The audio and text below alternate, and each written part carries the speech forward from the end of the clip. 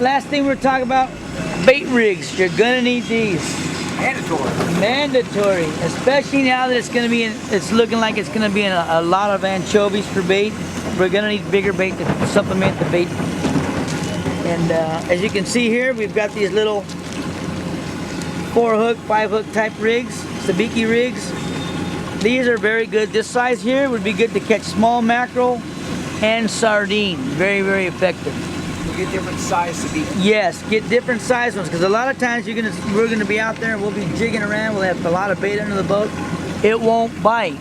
Yeah, just a little bit bigger one. That's for primarily mackerel. Yeah. You know, mackerel about that size. Okay. And you can snag a sardine on it, but it's not as effective. As you can see the hook difference. All right.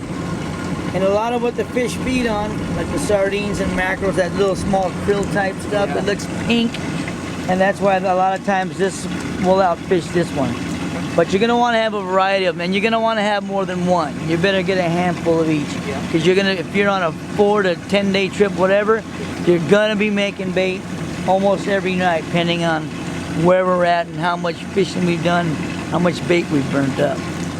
And then last but not least, we have the bigger 2-hook rigs here. That's when we're fishing for just bigger mackerel.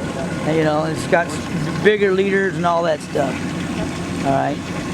But those are basically what you would have. And like I said, you would, if you didn't know, you can try and contact the office, try and get a hold of myself, Jonathan.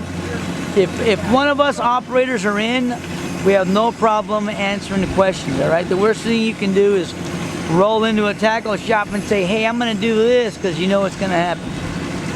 Go in there with somewhat of an idea of what you're gonna need. And like I said, I answer phone calls all the time. I give out my cell phone. You guys have any questions, call me. Obviously, if I'm on land, I'll get back to you. If I don't get back to you, I'm obviously gonna be on the boat. But that would save you a lot of time and a lot of trouble and a lot of extra stuff you don't need to be lugging around back and forth.